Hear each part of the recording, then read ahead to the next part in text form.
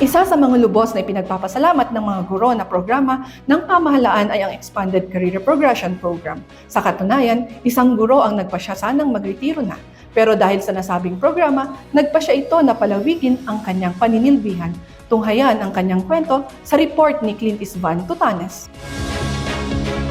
Ang promosyon para sa mga guro ay dating isang mahigpit at masalimuot na proseso. Sa ilalim ng dating sistema, ang promosyon ay nangangailangan ng malaking panahon, pagsisikap, karanasan at pinansyal na aspeto. Isa ang gurong si Dolores Ticol ng Buyagan Elementary School sa La Trinidad, Benguet sa mga nakaranas na sa hamong ito.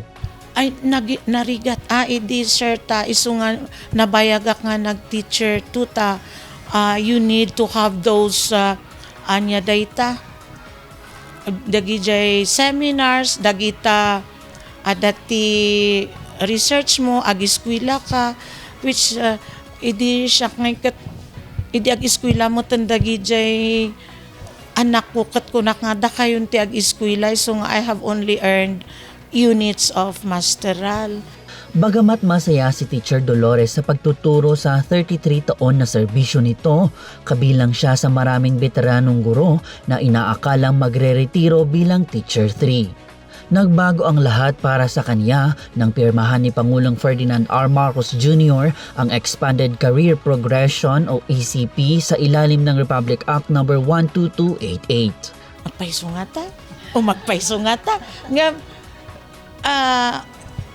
sige lata, we do it, ipapil mo tap no with this economic kwatad takot nagngina amin ti kwakat da kami nga teachers kat hangkamot nga mabalin nga apan ag sideline ditang aglaklako niya we no kwata nakatutok ka iti kwa so nakatulong mostly DJ salary increase. Dahil dito, nagpasalamat si Teacher Dolores kay Pangulong Marcos sa paglagda nito sa ECP. Sir President, thank you very much for having this ECP that you were able to see us veterans teacher nga we will not be retiring as teacher 3.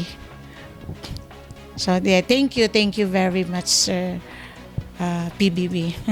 Kabilang si Teacher Dolores sa 5,916 na guro sa Cordillera na na-promote mula Teacher 3 patungong Teacher 6 sa pamamagitan ng ECP.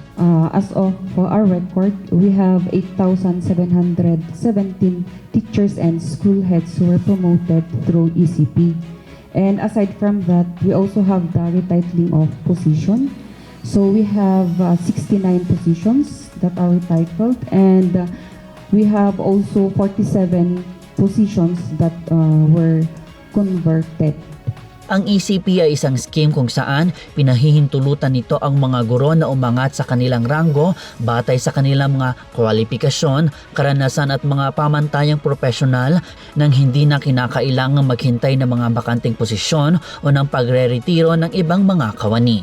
Clint Isvan Tutanes para sa PIA News, Cordillera.